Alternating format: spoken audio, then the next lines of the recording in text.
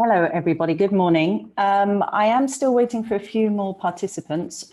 So perhaps in the introduction, I might be having to let a few more people in.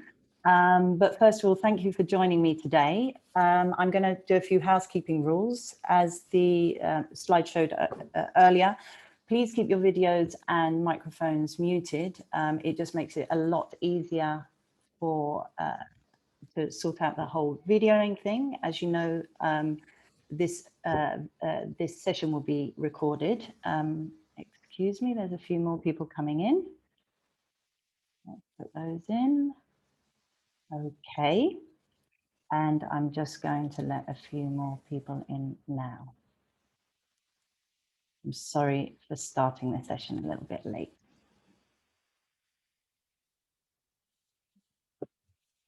Okay, I think I'm going to start. Okay, so again, welcome to my session all about education in Barcelona. I have tried to gather together as much information that I think is useful for people who are going through the process of looking for a school themselves. It is a general overview of the Catalan education system rather than the Spanish education system because it differs in some ways. I'm not particularly going to go into the details of how it differs. But yes, this is particularly about Catalonia, but more actually about Barcelona. I'm not going to go into specifics about schools or specific schools. I know a few people asked me, sent questions beforehand, so thank you for that. But as I said, it's going to be more of a general overview. There is a chat function that I think some of us have found already. If you do have particular questions that come up while I'm speaking that you think, oh, that would be quite nice if that could be answered, I will try and answer things at the end. So I'm going to do my session and then I'll have a look at what people are saying in the chat if there is anything that you want to particularly know. If I don't manage to get through that and answer any of the questions you write in the chat, please feel free to contact me via my email address that you will see in the meeting registration link that you were sent. You can always contact me through that. Yeah, because I can imagine that you have lots of questions and hopefully lots of them get answered today, but maybe not all of them. Just again to remind you that this meeting is being recorded. So please keep your videos off and muted. And I think we're probably ready to go. Okay. So my name is Anya and I run My Barcelona School, which is a service for families who are looking for maybe nurseries or schools in Barcelona. When people ask me what exactly I do, a general way of talking about it is saying I'm like a relocation agent, but I specifically work with families who are looking for schools or nurseries. So I'm an expert in that area. How I came to do this is by training and experience. I'm a primary school teacher. I've worked in schools in the UK, in Spain, Germany, Holland, in both the public and the private school system. But I also come to this role as a mother who has gone through this process myself in Barcelona as a foreigner. So I understand that how complicated it can be, and I guess it came from a desire to support people in that process. Despite my very Dutch sounding name, I actually come from the UK and I've been in Barcelona for 10 years. I have two children and they obviously both go to school here. So it was an interesting process for me, and as it will be for you, I'm sure as well. Okay, I expect this part of the session, so the presentation part of the session, to take about half an hour to 40 minutes. It's quite a long time to be talking, and obviously there's at this stage of it, there's no interaction because I'm just going to give you a presentation. I'll try not to zip through everything, but I do appreciate that it's quite a long time to be listening. As I say, let's try and interact after the session in terms of if you have any questions or anything like that. A summary of what I'm going to be talking about. First, I'm going to do a brief summary of the education system. Then I'm going to be talking about, or at least explaining the 3 different types of schools that are here. And these are probably things you hear about quite often if you've already started researching. And then I'll be doing talking about what I consider important things to really take on board when you're looking for a school in Barcelona, particularly. These will cover things like curriculum, languages, fees, things like that. So there are things to take on board, but really it's a comparison of the different schooling types and how they differ or how they are similar based on the kind of school it is. And at the end, I will bring up some tips and suggestions of things I would consider important when you're looking for a school here, particularly in Barcelona, but maybe in some ways looking for a school generally, the kind of questions you need to be asking yourself when you're doing that. Okay. All right. Firstly, a very brief summary of the Catalan education system. First of all, compulsory education in Catalonia and actually Spain as a whole spans from the age of when a child turns 6 to when a child turns 16.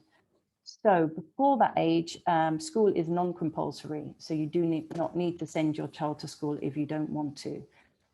It's actually the child's year of birth that dictates what year group they will be in. So this can differ to quite a few other countries. So for example, a child born in 2015 will turn 6 in this year, so 2021. So that means a child born in 2015 will go into 1st grade of primary in 2021, in September of 2021. That means children who are born in January are the oldest in the year group, and children born in December are the youngest in the year group. In terms of who oversees the education system, it's the government of Catalonia. But in Barcelona itself, there is a body that everyone talks about in terms of education called the Consorci, and they specifically focus on schools in Barcelona. So if you live in Sant Cugat or in the Maresme, there's different body that organize, well, it's actually the Generalitat who deals with your education processes in the public sector. The Consorci has offices throughout Barcelona, but the main one is in Plaça Oricanoa. And at the moment, it's a case of, well, it used to be you can phone up and get an appointment. You can still do that, but they've tried in the circumstances to make things online as much as possible. When I talk about 3 types of schooling, I am talking about concertadas, I'm talking about public schools, and I'm talking about private schools. Now, a public school is quite simply a state-funded school. A private school is a fee-paying school where the cost is usually on the families to pay. And the concertada is the one you often hear about because people, I guess many international families seem to have an interest more in concertadas.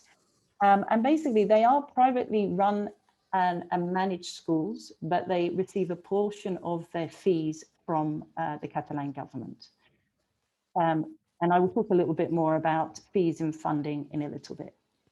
Okay, I will go into more detail about how they differ and how they're similar to each other a little bit later.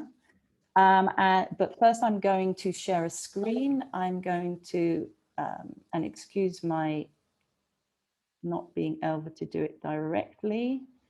Let's share this. And this is about the educational stages in Catalonia.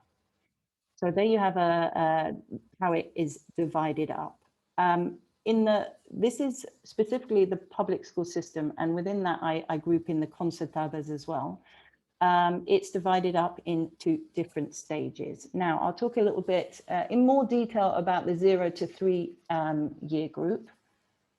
I'm just letting somebody in because I'm not going to go into much detail about that later.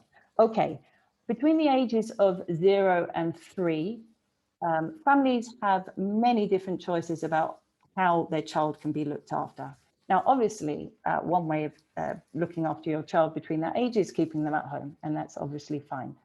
There are public nurseries. There's about just over 100 what we call escoles bressols, which are basically public nurseries that are overseen by the consortium within Barcelona. So there's just over 100 within Barcelona, and there's also a handful of what is called llars d'infants, which are also early childcare provision, but they are run by the Generalitat.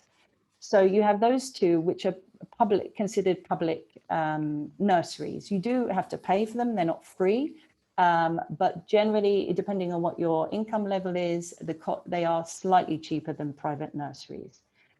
Then you have private nurseries, which there are many. They come in very different types. You have ones that teach in certain languages, different philosophies.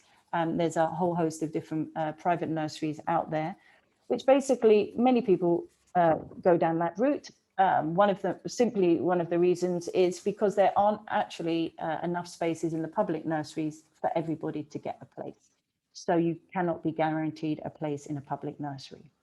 Apart from public nurseries and private nurseries, people have it's very interesting in Barcelona, there are a whole host of other ways that children are looked after between the ages of 0 and 3, and actually also 0 and 6. There's Madres del Dia, so basically there will be a person who looks after a group of children off in their house.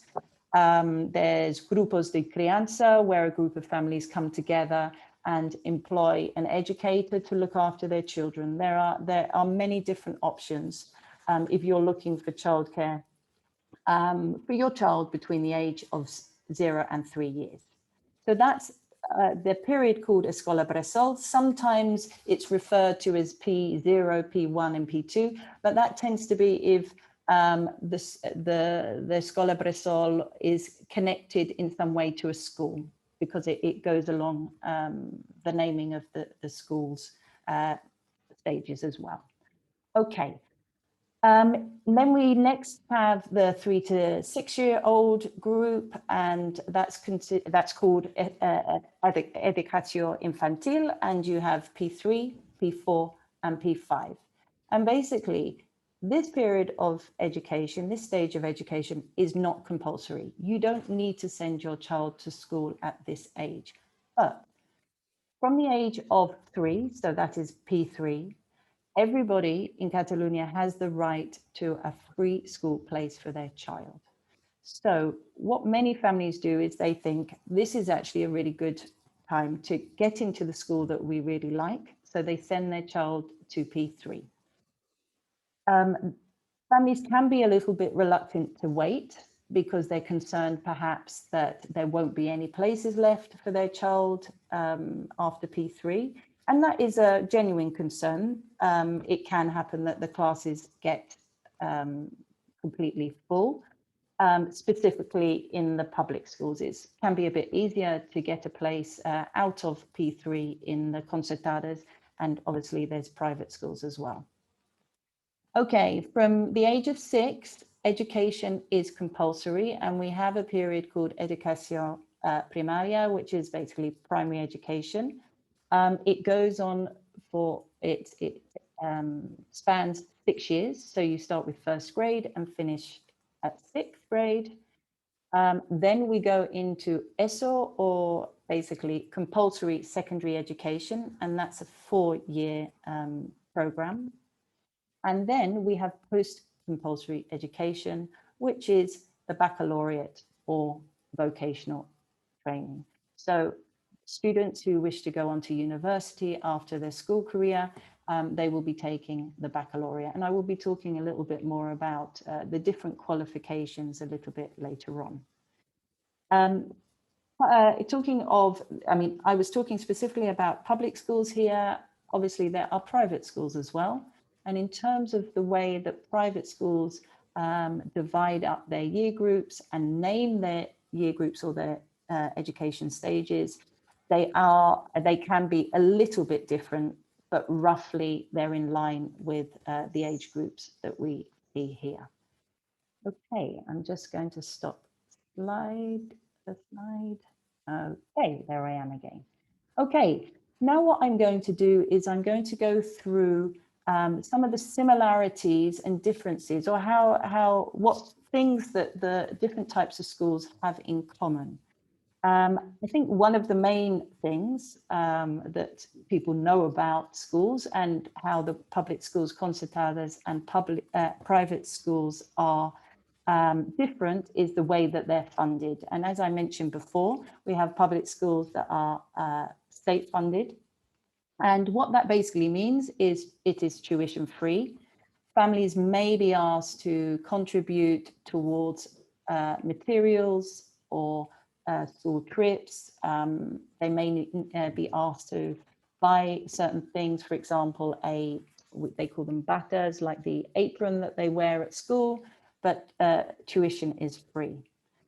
When it comes to the concertada, that changes a little bit. As I said, concertadas are privately owned schools and they're privately managed, but they do receive some of their funding from the government.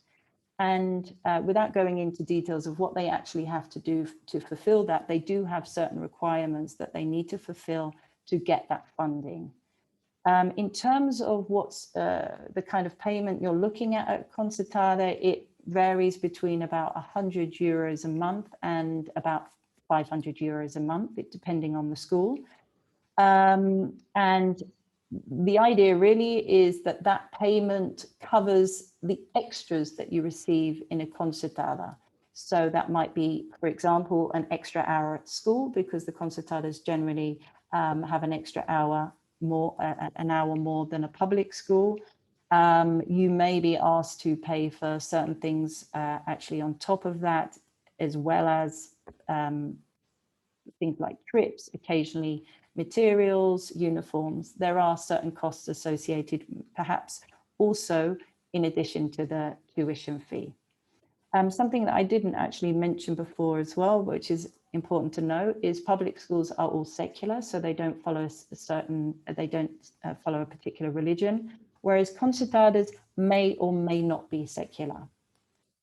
Then we talk about private schools, and obviously private schools are fee-paying schools, and they don't receive any subsidies from the Catalan government. So the cost of tuition is generally covered by the families. Now, there may be particular schools where the fees are subsidized by a foreign government. So, for example, in Barcelona, just off the top of my head, we have the German school and the French school. What happens is that their fees are subsidized, but with it, they prioritize entry for families from their particular country. There may be subsidies for schools, private schools from religious orders, or also foundations as well. Okay, in terms of the fees for private school, well, there's a wide variety of different fees. Something very important to take on board if you are considering a private school is to see what the additional costs might be, because each school has their way of charging. You're going to obviously be charged for tuition fees, but there may be materials on top, there may be insurance, sometimes you have to pay extra for exams, application fees. The best thing to do if you are interested in particular private school, go onto their website, try and find it there. Sometimes they don't make the fees very clear to families. It can be a case that you actually have to call the school and do a visit before they give you the fees. But more and more they are putting their fees on the website. Okay, now another way that the concertadas, public schools and private schools maybe differ or have things in common is the curriculum and the qualifications that they follow. Now, all schools have to follow a curriculum that is approved by the Catalan government. So that's public concertadas and private schools. And this is all in accordance with the Spanish Educational Act. So there is a particular Spanish Education Act, and even though there may be slight differences to how this act is followed within the whole of Spain, it is very similar to what the Spanish curriculum is. Yes, exactly. So it's modified to an extent for the local population. Private schools, in the same way, need to have a curriculum that is authorized, even if the curriculum comes from a foreign country. In terms of the types of curriculum, you have the local curriculum, which is generally covered in, well, is always in public schools and concertadas. But in addition to that, you're also having within main school learning, you have the international baccalaureate programs. So we're talking about the primary years program and the middle years programs. And there are one or two schools that also follow the Cambridge International curriculum. So these are the types of curriculums you will find in different schools in Barcelona. Now, at the end of sixth of primary, public schools and concertadas, and actually some private schools, do a thing called competencias básicas. And what that is a chance to test the key skills of the children who are finishing that period of education. Now, these, unlike in some countries, I'm thinking specifically of the UK, these results are not made public in the way that some countries do it, in the sense that they get the results, but it's a like for like. So they are compared with schools that are similar to them. So perhaps with a similar demographic or a similar part of Barcelona. After a student finishes their 4 years of secondary teaching, they gain a certificate of completion called the GESO, and that allows them to move on to the next stage of learning, be it the baccalaureate or the vocational trainings. Now, those schools that do offer post-compulsory education, so what I'm talking about is learning from 16 years old, there is a whole host of different kinds of qualifications that they can do. The first one is the obvious one, is the local Spanish baccalaureate, and they have different types of that. Some schools, public schools, concertadas, and also private schools also offer Bachibac, which is a combination of Spanish baccalaureate and the French baccalaureate. There's also a handful of local schools or concertadas or publics that offer the international baccalaureate. Within the private schools, the international baccalaureate is one of the most popular types of qualifications that you can follow, but there are also schools that offer A-levels and also the local baccalaureate as well. Okay. Now, I'm going to talk next about languages, because this is something that comes up time and again with my clients when I'm talking to them about what kind of school that they're looking for, but also just generally in life in general in Barcelona, particularly with families that are from overseas. One of the biggest questions when you are choosing a school in Barcelona is what language you want your child to be schooled in. And the thing that perhaps, well, you probably know, but not everybody knows, is if you send your child to a concertada or a public school, the main language of instruction will be Catalan. So there will be some schools that perhaps teach more Spanish, maybe start it earlier, or speak or teach more in English, and they're considered trilingual schools. But the fact remains that the main language is Catalan in public schools and concertadas. If you are looking for a school that offers English and Spanish, or wholly in Spanish, a school offering instruction wholly in Spanish, I'm afraid that does not exist in Barcelona. It's very important when you go and visit schools, especially those schools, if you are particularly interested in language, those schools that are offering a trilingual, or talk about offering trilingual education, find out how many hours of each languages are taught. per year group, because it often does change. It may be, for example, that English, they offer English as an immersion language infantil, but then you go to primary and it becomes less and less. It depends what your priorities are.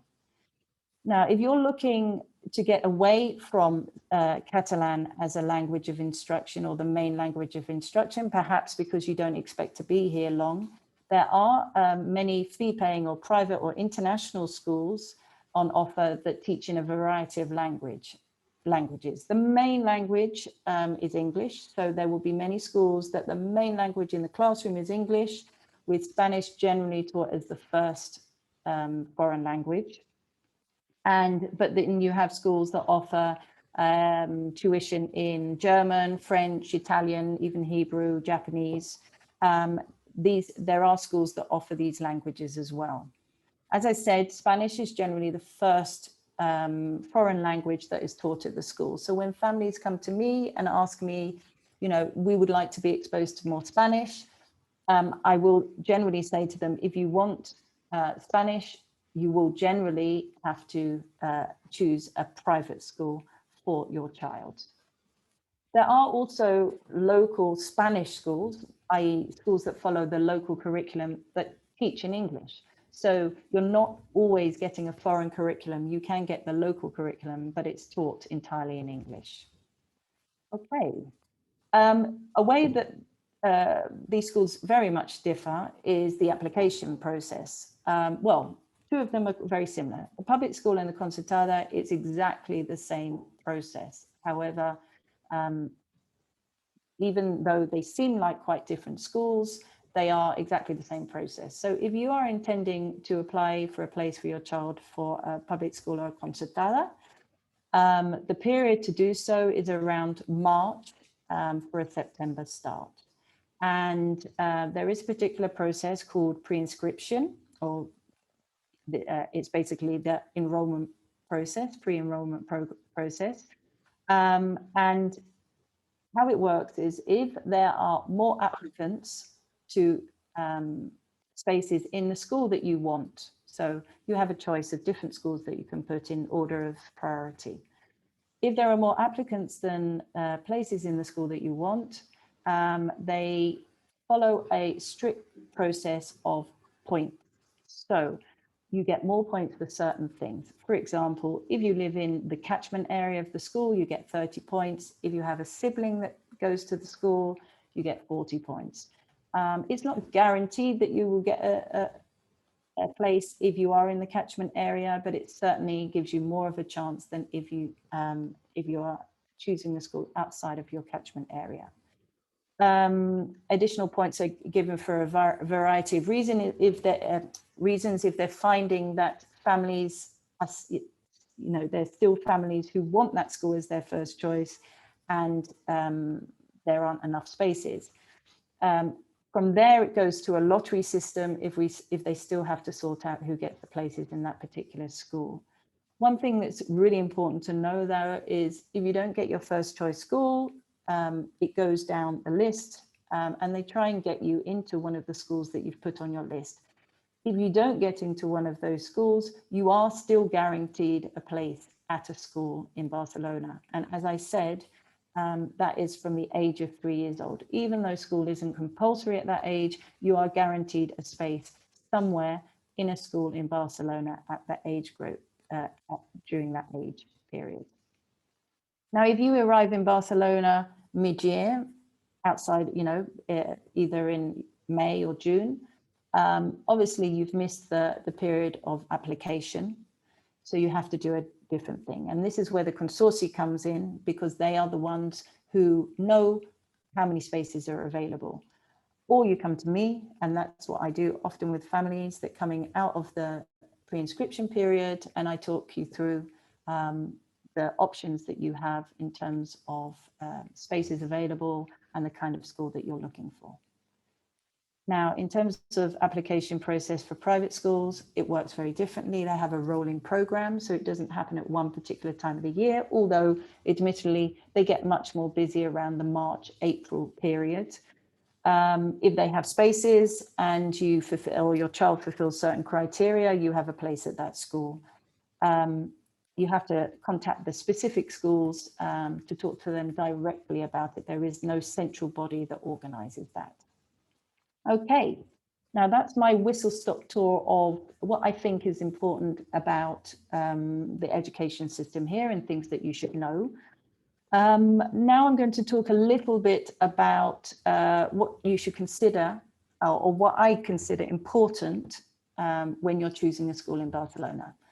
One thing is how long you're going to be here. And this is something that will affect many things. It may affect the curriculum you choose. But I guess the main thing that will affect perhaps is what language you will choose, or what school you will choose in terms of the language they teach in. So the thought is you want your child to have a fluid transition from Barcelona to whatever place you're going to. That might determine what school you choose. If you're planning to stay here, perhaps you're thinking my child needs to learn Catalan or Spanish because they're living in Barcelona and we intend to stay here for a long time. Then you've got different choices to make. There's something to know about how it works in terms of the different stages of primary. I talked about the different stages. You've got infantil, you've got primary, and you've got secondary or ESO. Some schools offer schooling from 3 until 12 years old, and that's generally the public schools. So you have the smaller schools, they may have 2 or 3 lines or 2 or 3 form entry, but at the age of 12, your child will need to choose another school for secondary. Public primary schools often are affiliated with secondary schools. That's all. I mean, it's a complicated process in the sense it's constantly changing, but in theory, when you choose a school, you can see which school your primary school is affiliated with, and that will give you direct right of entry into that school. So if you're somebody who doesn't know what they're doing and perhaps doesn't know if you're going to be staying in the area or not, perhaps a public primary school will be fine because you don't even know if you're going to be here at secondary age or not. Whereas that's generally the public schools. In the concertadas, there's a mixture, but often concertadas will run from 3 up until 16 years old or 3 up until 18 years old. So that basically means that you have a school for life, if that's what you want. Obviously, you can change the school midway if you want, but that's something to think about. In terms of private schools, there's a whole host of differences. You're obviously getting private nurseries. You're also getting provision for children from 0 to 6 now, which didn't really happen in the past. But families are finding that they found 3 too early to start in the big schools. So nurseries and early childhood centres started to offer a different stage of learning for children. So you're having that stage, you're having from 3 to 12, 3 to 16, and 3 to 18. So the different stages. So obviously it's something to think about when you're looking at the school. What is the kind of thing that you want for your family? Do you want to stay in the same school, or are you okay to make a change at 12 years old? Something very important is, where do you want to live? Now, obviously, you can always commute to a school. In terms of public and concertada, this will possibly affect your priority points, so you need to think about that.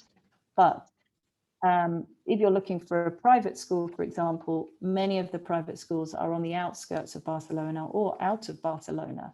Are you prepared if you're living in the center of Barcelona, are you prepared for your child to get on a school bus every morning? Or would you prefer to live in that area? These are things it's important to think about, because the commute to school can, some families don't mind it, they're used to it, others it's much more important. So you need to think about where you want to live. You can always move, but it is something to take on board. If you're not from here, when you go to the schools, is there somebody, and perhaps you don't speak Spanish or Catalan, is there somebody on the staff who will be able to communicate with you about your child? It's all fine if everything is going well, your child comes home happy, but it would be good to know if there is a point of contact for you to be able to speak more fluently or speak your own language. Obviously, if you speak Catalan or Spanish, that's not an issue. But I know with many of my families, it's something that's very important to them. Also, in terms of your child, if your child is entering into the school system and they're younger, it's not so much of a problem. The children are just learning to speak. But perhaps if they're a little bit older and they don't yet speak Spanish or Catalan, how are they going to be incorporated into the school? How are they going to be supported in their learning of the language? Something important to know, if you don't know already, is that children that are new to Spanish and Catalan have the right to additional support in the languages when they enter a school. It's called kind of, I'm trying to think what it's called in Catalan, but it's like a welcome session or welcome sessions, and that can last anything from a month to a few months of the school year. So it's a way of integrating the children more into the school. If your school doesn't seem to be doing it with your child, ask them what they are doing. You might find that they feel that your child is doing perfectly well without it, but it's definitely worth talking to the school about if you haven't done so already. If there is anything particular that is important to you about a school or your child's transition into a school, it's really important to ask. For some schools, it's very obvious the way they do things. They've always been doing it. Lots of people who come from outside of Catalonia or Spain, they have a different way of doing things with their kids. Schools are run perhaps slightly differently. Don't assume that everybody does things exactly the same way as you do. And feel free to ask, or if you're finding it difficult to communicate, make sure that you find somebody who can ask those questions. For example, something that is often a preoccupation for families with younger children when they're entering primary school is, what is that period of adaptation or that period of transition? How is it going to be in the first few days, few weeks when my child first enters school? It's something that not only people from overseas ask, it's a question I hear time and time again at the open days for new schools or open days for schools. Schools are used to answering these questions. Don't be ashamed, don't feel bad about asking. If it's important to you, it's really good to know how the school responds to the question that you are asking. Okay, those were the notes that I had that I thought near enough gave an overview of the kind of things that I think are important to know about the education system. I hope those points have been useful. I'm going to have a look if there's any chat questions. I'm actually going to do this and have a read. Please feel free to use the time now to type any questions that you may have. Okay, I'm going to read this question. Can you change the school once you are enlisted somewhere? What is the process? Can you enlist for a different school than the current one during the March registration process? In it, an example, let me have a look again. An example, be in a school for 1 year and choose first.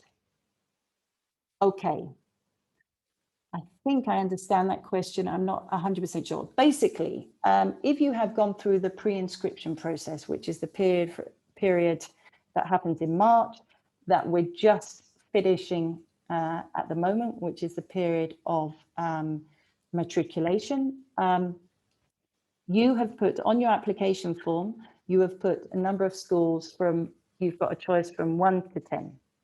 So if you choose a school that is your top one and you don't get into that, you move down the list to, if you don't get into that one, it goes into the second one, it goes into the third one, fourth one, until hopefully one of those schools still has places. Within the pre-inscription period or this period, you cannot change those schools.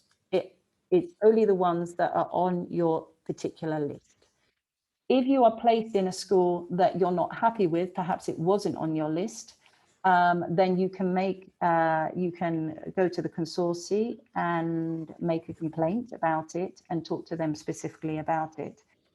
But at this point in time, you cannot change the order of your list or anything like that. If you decide to that you are going to go to the school that has been given to you and you're not happy with the school, you can change the school for the next year, but you would need to go through the whole period of pre-inscription again. I think that might be the answer, but if you want to contact me after the meeting, let me know if I haven't answered that particular question. Okay. Okay, and this is from Nina. How is the public P3 school for such little children? Is it already school-like? Sit down, writing, etc. I find them so young at age 3. I completely understand your concerns. Yes. Well, I would say certainly it depends entirely on the school. Something that is really exciting about Barcelona, and actually why I love the job that I do, and I'm always learning, is the fact that there is room for change. And what has happened is that there has been a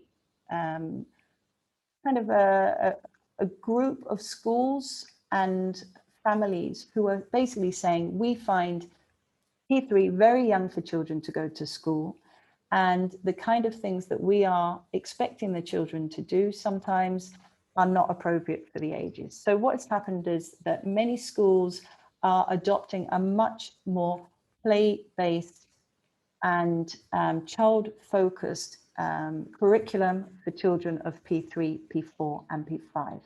It really is a case of going to the schools, going to the open days and saying to them, you know, what kind of things will my child be doing in a school day? Because there are many schools that have really caught on to this idea. It did feel a little bit when I moved here with my children. I actually was quite shocked at what I was seeing when I was going round looking at P3 classes. I found big tables, children sitting around, all children doing the same thing at the age of 3. They were wonderfully behaved, but for me, that's, as a primary school teacher, it's not what I expect at that age group.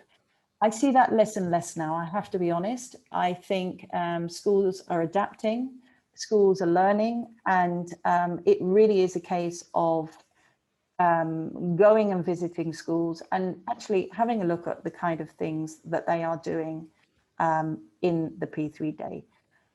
There are, I mean, one of the focuses, they're not particularly focusing on reading and writing. There is a lot of learning how to be autonomous, learning skills that will help them in their primary school career. There are tables, but there are things that we consider school-like, but some schools have really gone outside of that.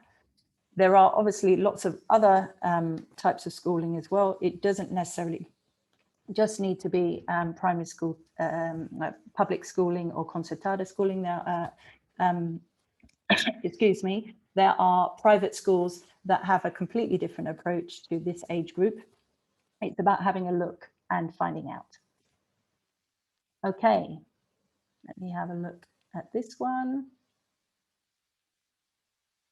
Okay, what happens if they're still in nappies? Mine will only be 2 years, 9 months at the beginning of P3. I understand they prefer children to be toilet trained, bearing in mind the staff pupil ratio, but surely they make exceptions for something so developmental.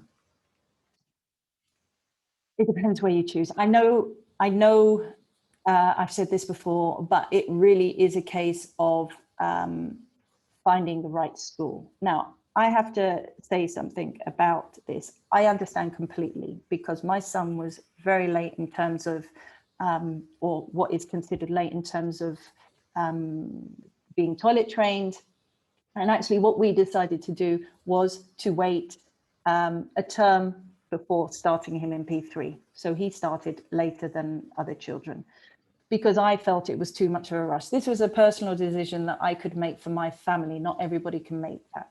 The difficulty is in P3, simply enough, often there are not enough members of staff to be able to deal with it, because some schools will say in the first month or 2 months, we're going to have 2 members of staff in P3, but in many schools, there will just be 1 teacher for 25 pupils. And I'm talking generally about the public school system and the concertada system.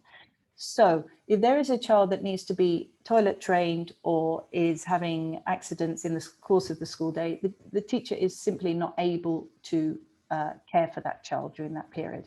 That is really generally my understanding of the reason why it's like that. But yes, it is a case of perhaps finding a school that does enable your child to go at their own pace, not be forced into it. It is what it is with your own personal situation. I understand exactly what you mean. It does seem very early, but again, it's about choosing the school that is able to adapt to your particular circumstances. Okay, let's have a look. Is there a website or database with all schools listed in Barcelona? Yes, there is. Well, actually, if you're talking about public and concertadas, the main place is the consortium website. And I did actually have a slide prepared for you. But actually what I'm going to do instead is at the end of this meeting or in the next day or so, I will send an email out to all participants of the meeting, and within it, I will put the consortium website. I will put the Department of Education website. And within that, particularly in the consortium website, it's a case of searching the different areas to find out what schools are there. Now, that's the public schools and the concertadas. In terms of the private schools, there is, as far as I know, no database that covers it all. There is a very helpful booklet that was organized by, I believe, Barcelona Activa or one of these organizations that is called something like Introducing a School in Barcelona or International Schools in Barcelona or something like that. And that has a list of most of them, not all of them. I'm happy to link that document to the email as well if people would find that helpful. Okay, let's have a look. Is there anything? Okay, can you start a term late in the public schools or would you lose your place? I think it is a case of going to the school and asking, but it's pretty tricky. Yes, because the public schools are very oversubscribed. Generally, I'm always shocked if I find a public school with a place outside of the normal application period. So it would be a case of asking the school, but with a public school, it's quite unlikely. I have to say that. Sorry. If a child went to an international kindergarten, guarderia, does it make sense to continue with a private school when it comes to compulsory education? Okay, I think this one, I am very happy to have a conversation about this one afterwards, but I think this is a bit beyond the scope of general schooling. Please feel free to contact me outside of the meeting time and we can talk about that a little bit more. Okay. Okay, and to keep. Okay, how do the education, I think this might be a little bit beyond it as well. How do the educational professionals view unschooled children entering the education system? We've had the opportunity to keep our daughter now at home. Naturally, we have joined activities with other unschooling families, so we have a lot of social contact. Okay, if your daughter is 4 years old, schooling is non-compulsory at 4 anyway. So the schools don't view it in any particular way.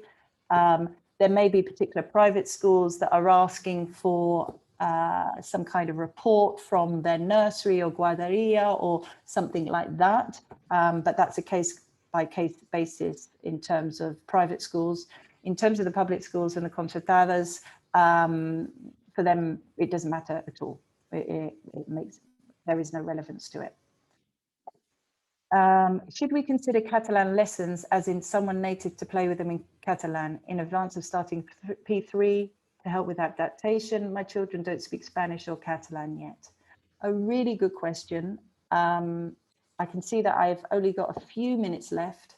I would say the more exposure as a final point, and as I say, if there's anybody with many more questions, please feel free to contact me via my email address.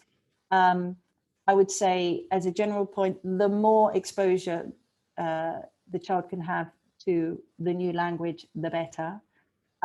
Perhaps a very kind person looking after your child that they have a good bond with, rather than pull out lessons. Although I'm not a great one for TV, I try and stop my children from being on the TV all the time, or looking at things on the iPad. I do think showing different cartoons, things in Catalan, help, songs, because they'll be coming across lots of different kinds of songs and music in the early years, things that maybe when they're at school, they start to recognize some of the songs perhaps that you've heard at home. But yes, I would say any exposure is great, but don't worry too much about it. I don't think it's anything to really stress about. We've all gone through that. My children entered the system speaking really no Catalan. It took them, it wasn't immediate, as some people say, but it's possible. And as long as you're not concerned about it, and try not to show your anxiety about the fact that they don't speak yet, at the end of the day, a 3-year-old, many 3-year-olds aren't really speaking that much at this point anyway. So I wouldn't worry so much about it. Okay. I'm afraid that's going to, is really the end of the session. We've got a couple of minutes left for me just to say goodbye, and to thank you all very much for joining me today. I hope it wasn't too much of a bombardment of information. As I say, I will contact you after the meeting. I hope that is helpful, to give you some links to important organizations to know about in terms of the public school system. And I will attach that document about international schools, which gives you a rundown of how it works, a little bit like what I've been talking about today, but also a list of private schools or international schools in Barcelona. And yes, I wish you luck on your journey, and perhaps we'll meet again soon. Okay, thank you very much. Bye.